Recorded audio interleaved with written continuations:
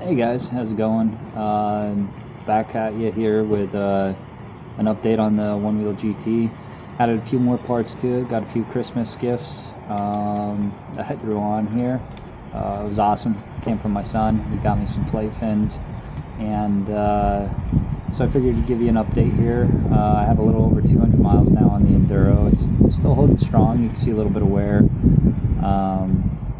But still loving the board and not really having any issues. So let me get this camera turned around and we will get into the parts.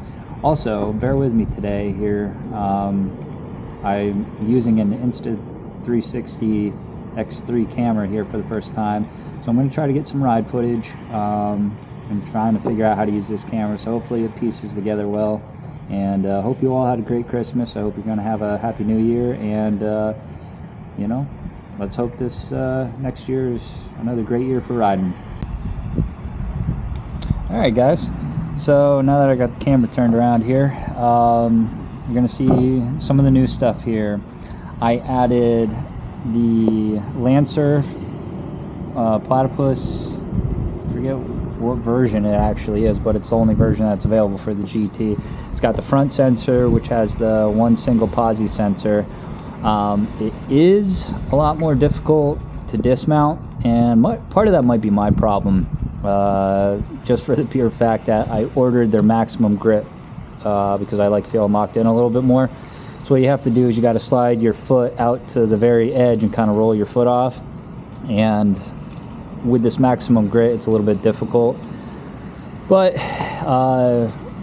for me here, I live in Pennsylvania and we're in some cold months. Luckily today it's almost 50 degrees, so we're doing pretty good today. But the stock sensor was actually not engaging on very cold days. I've not had a single issue with this not engaging when I step on it now that I have the new Platypus.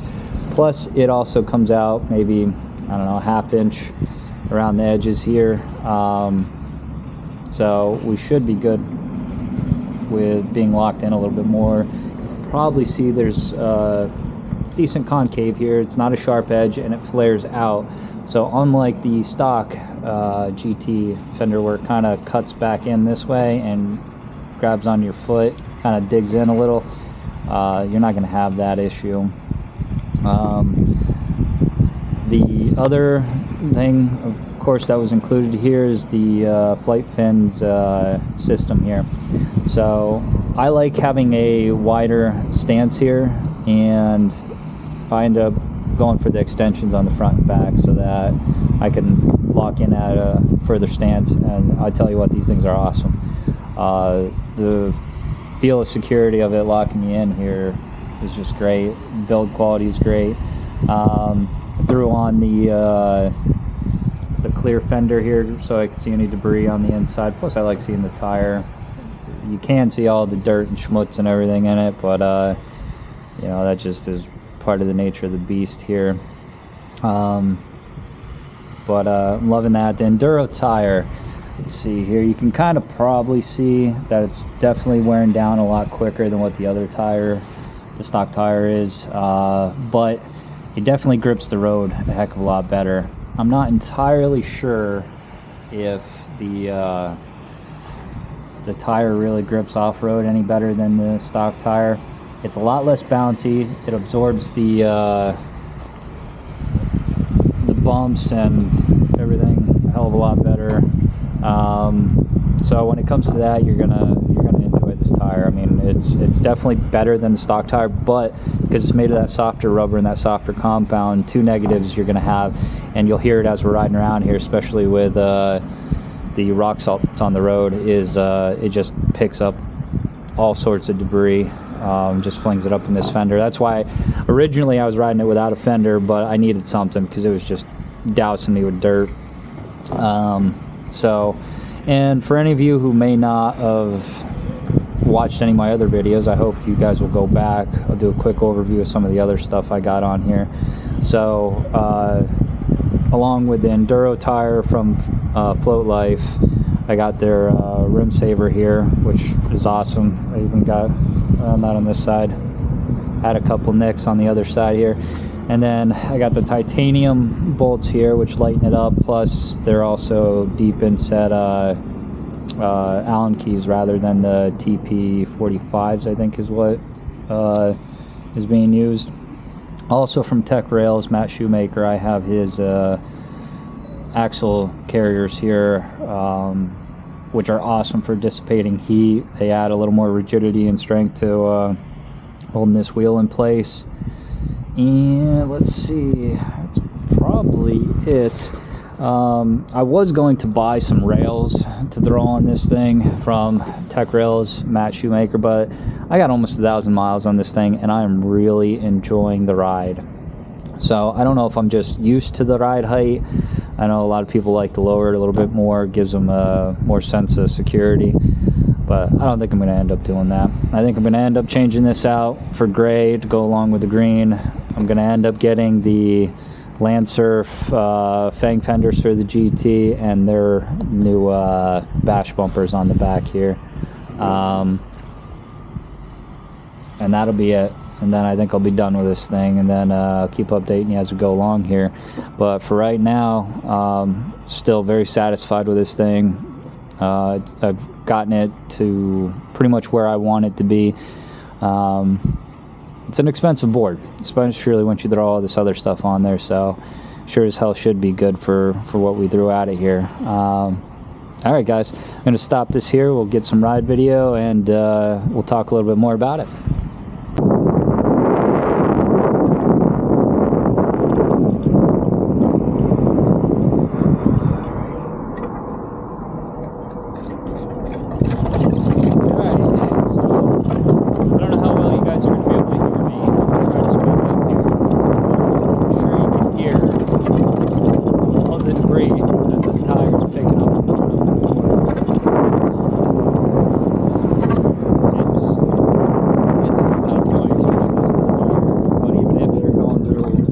That just has a lot of gravel on it, or if you're going off-road here, rocks on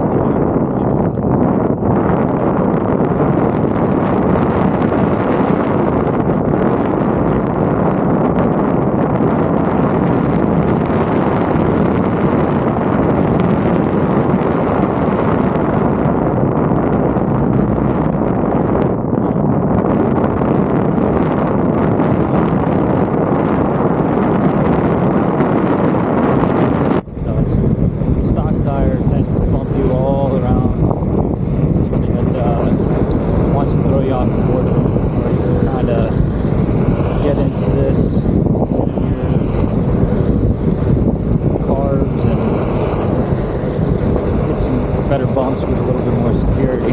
Now this is my second time using the FlightFins, and I still haven't tried anything too crazy on this, but especially that back flight fin really feels like it locks me in place. I might end up removing the extender on the front one, because I can feel as I'm carving into it that I feel like it's digging into my ankle. So it might just be placement for me. Maybe I gotta move my foot, or let's see if I can shimmy this around here. Yeah, that's a little better. But it's gonna be a little while before I go try anything too crazy on this board. The FlightFins on it, because I'm almost 40 years old here. I don't want to be killing myself. Actually had a pretty decent crash not that long ago.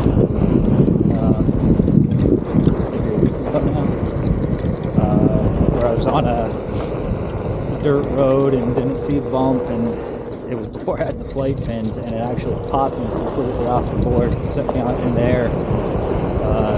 Went down in a pothole and then hit the other side, and it just bounced me right up. So, well, we got a beautiful day out today. We're gonna go hit the levee.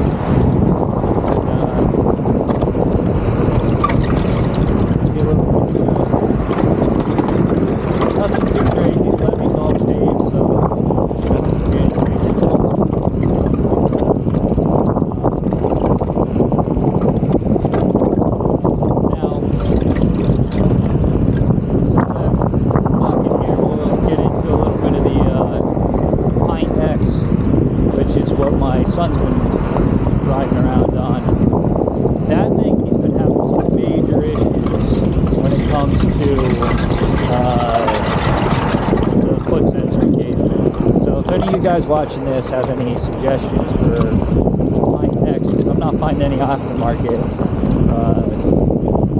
items like Platypus for Line X that can help you out. When it is cold, it does not want to engage. Excuse me, miss. Around you. I don't want to startle you.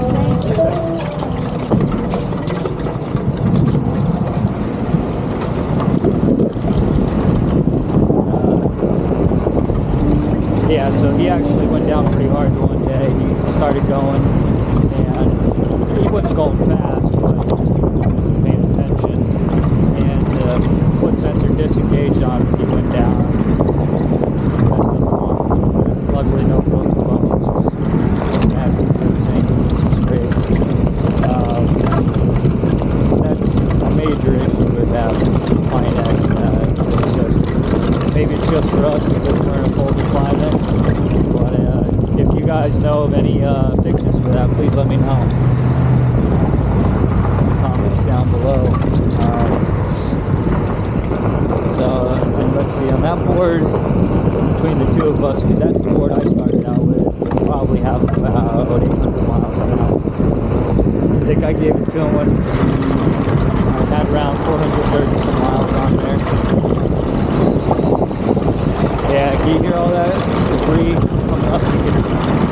There's salt all over the sidewalk here, and it's just tossing everything like that.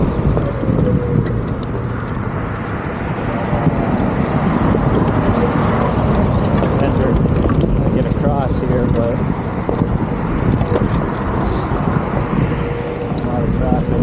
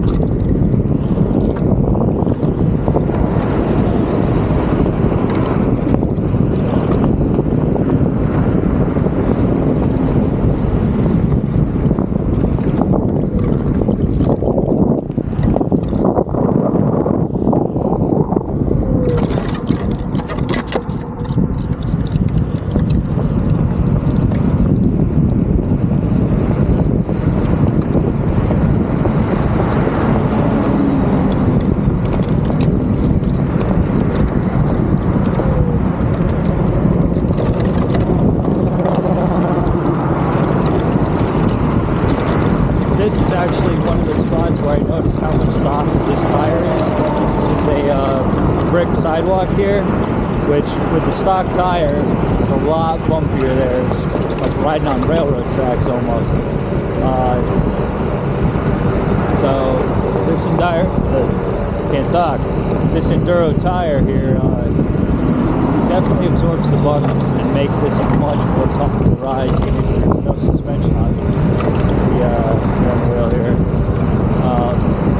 Now I've seen on Facebook some aftermarket suspension options, but they just look super clunky, and I don't know how reliable those things are. I feel like they kind of screw up the ride a little. Yeah, I don't even think you'd really be making this car be. But so we're hitting the levee here. It's a beautiful day out, nice and clear. It's about 50 degrees. Got kids playing ice hockey over here.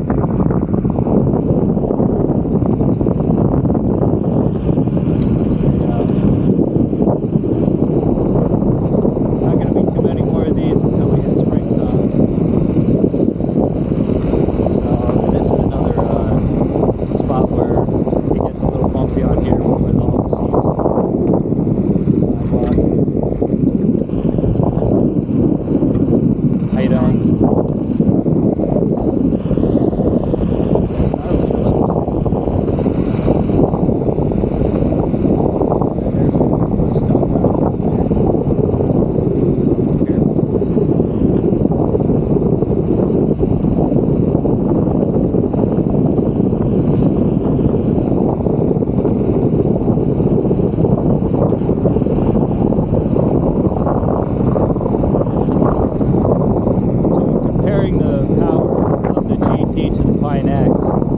these seams here in this walkway are kind of big. Hit these seams and it's popped me up, and it's actually tripped the tires because there's that much power in the GT compared to the Pine.